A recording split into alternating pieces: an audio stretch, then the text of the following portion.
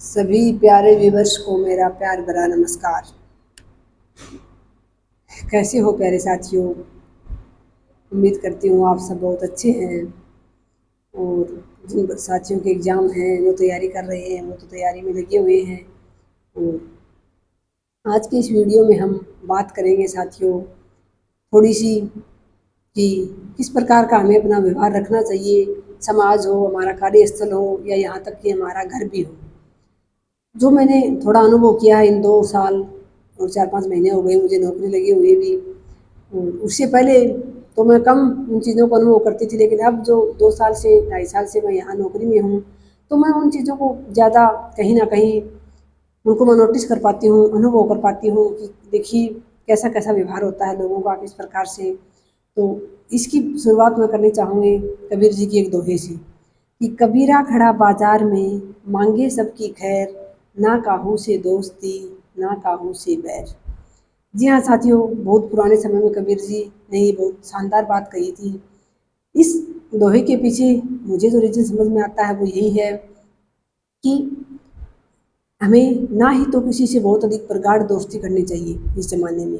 प्रगाढ़ दोस्ती से मतलब यहाँ हो सकता है किसी व्यक्ति से हमारे विचार मिल जाएँ, मन मिल जाए तो हमारी दोस्ती गहरी भी हो जाती है। लेकिन ख़ास दोस्ती से मतलब मेरा यहाँ है कि हमें बहुत ज़्यादा अपने जो विचार हैं, अपनी जो भावनाएँ हैं, वो किसी के साथ साझा नहीं करनी चाहिए। और ना ही हमें किसी के साथ बेवजह का बैर भाव रखना चाहिए। सबको अपने जो उजली रामरोमी बोलते हैं ना, जिसको हमारे गाँव में जैसे बोलते हैं कि सबके साथ उजली रामरोमी रखो। उजली रामरोमी रखने का मतलब है जितना अपना काम है, ठीक है, बोल लो, हँस लो, नमस्ते कर लो, उसके बाद अपने काम से काम रखो। क्योंकि साथियों हर जगह हर प्रकार के प्राणी पाए जाते हैं। और एक व्यक्ति बहुत सारे व्यक्ति होते हैं जैसे कि ख़ास तौर से मैं हूँ, मैं तो अपने से सार जानती हूँ सभी की, तो इमोशनल्स होते हैं। यानी उनकी वो भावुक ज़्यादा होते हैं, इमोशंस ज़्यादा होते हैं उनमें। तो वो कहीं न कहीं 2-4 बार में ही कोई मीठा बोलता है, अच्छी बातें करता है तो वो ये समझते हैं कि हाँ, ये भी मेरे जैसा ही है और फिर वो अपनी जो भावनाएँ होती हैं या अपने अंदर की जो बात होती है उसके साथ उगल दी जाती है। बता देता है अपनी वो बात और फिर वही बात जो है वो अगला जो है उसको लाग लपेट करके आगे तक पहुँचाता है। हालाँकि भले ही हमारी उस बात के पीछे कहीं न कहीं किसी को आहत करने की भावनाएँ ना हो या फिर किसी के बारे में हमारी कोई बुरी भावना ना हो, लेकिन जो अगला व्यक्ति है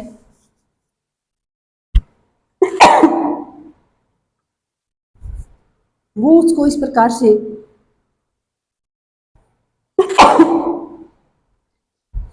माफ़ी चाहूँगी साथियों,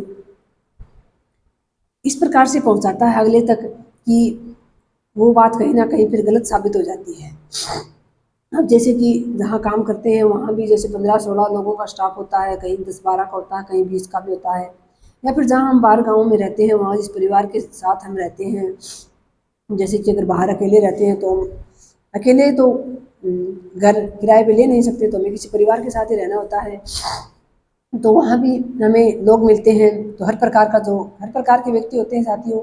हमारी बात कहने के पीछे क्या मुद्दा था, मतलब क्या हमारी भावना थी, वो लोग नहीं समझ पाते हैं। वो उसको अपने तरीके से समझने की कोशिश करते हैं और समझने की कोशिश ही नहीं, समझते भी हैं और फिर वो उस बात का बतंगड़ भी कई बार बन जाता है। तो ऐसे में साथियों और भावनाएँ तो एक प्रकार से आज के ज़माने में ये मानिए आप जिस व्यक्ति की भावनाएँ मर चुकी हैं, वही व्यक्ति आगे बढ़ सकता है और वही व्यक्ति कुछ कर सकता है अपने जीवन में। तो आप सभी साथी भी अभी नौकरी लगेंगे, तैयारी कर रहे हैं, तो आप सभी से पहले ही मैं आपके साथ अनुभव शेयर कर रही हूँ ताकि आप इस प्रकार की कोई गलती ना करें। जैसे किसी भी प्रकार की आपके कोई परिवार की, आपकी किसी भी प्रकार की घर की कोई बात है, तो ख़ास तौर से वो आप बाहर कहीं शेयर ना करें, किसी के साथ भी। भले ही आपके साथ कोई 2-4 महीने से साथ नौकरी कर रहा रह रहा है, आपसे अच्छी बातें होती हैं, लेकिन फिर भी अपनी जो बात है घर की हो या फिर अपनी खुद की कोई कमज़ोरी हो, अपना खुद का कोई ऐसा पास्ट रहा हो, किसी के साथ भी शेयर ना करें। चाहे भले ही वो व्यक्ति आपको कितना ही ख़ास लग रहा हो। और उसके अलावा किसी के बारे में अपना काम अगर हम सही तरीके से करते हैं साथियों तो हमें कहीं भी आँच नहीं आती है। भले ही हमारे साथ काम करने वाले या हमारे साथ रहने वाला व्यक्ति कोई कितना ही निम्न प्रवृत्ति का हो, कितना ही वो किस प्रकार का भी हो, लेकिन वो हमारा कुछ नहीं बिगाड़ पाएगा साथियों अगर हम सही हैं तो।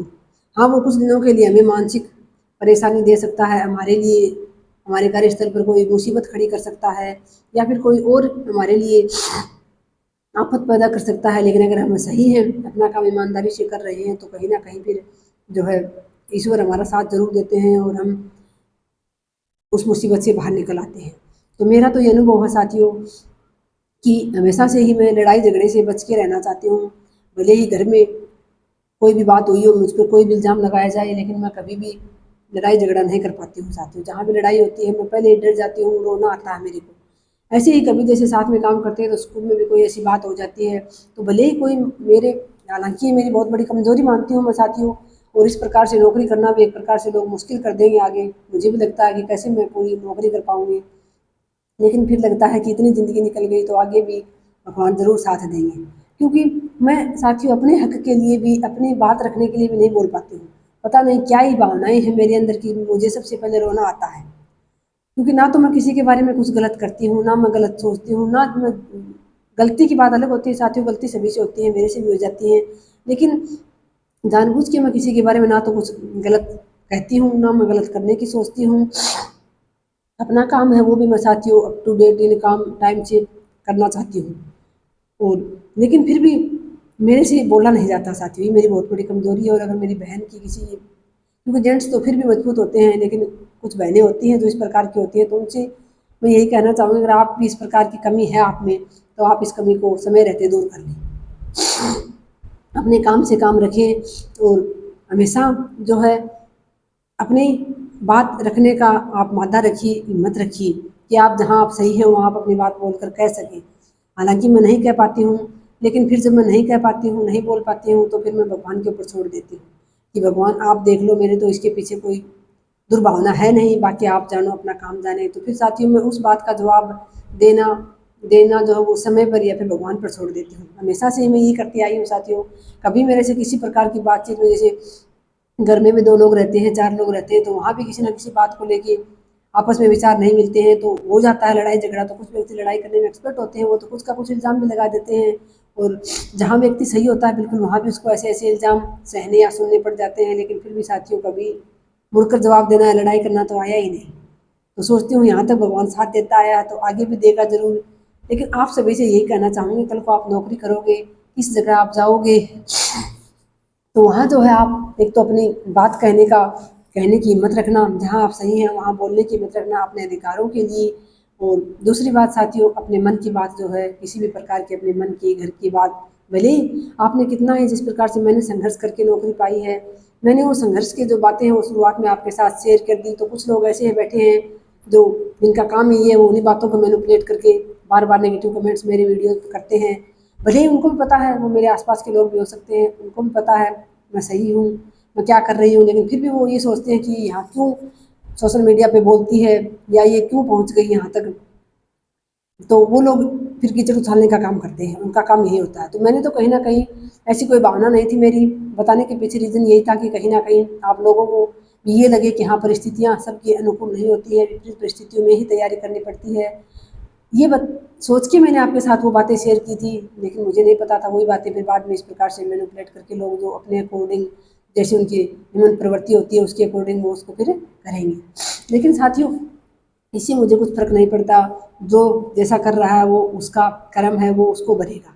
मुझे कोई फ़र्क नहीं पड़ता, ना मैं इस बातों पे कुछ अब बोलती हूँ। हालाँकि खूब उकसाने की कोशिश की जाती है कि कुछ ना कुछ बोले ये, लेकिन मैं कुछ नहीं बोलती। सबके, आप कहीं भी चले जाइए, कोई भी व्यक्ति ना तो सुखी मिलेगा, ना सबके रिश्ते या सब कुछ आपको सही मिलेगा। कहीं न कहीं हर व्यक्ति के साथ कुछ ना कुछ ऐसा ज़रूर होता है। तो सबकी अपनी-अपनी समस्याएँ हैं, सबके अपने-अपने समाधान हैं, सबका अपना-अपना नज़रिया है, सबके अपने-अपने संस्कार हैं, और सबका अपना-अपना तरीका है काम करने का।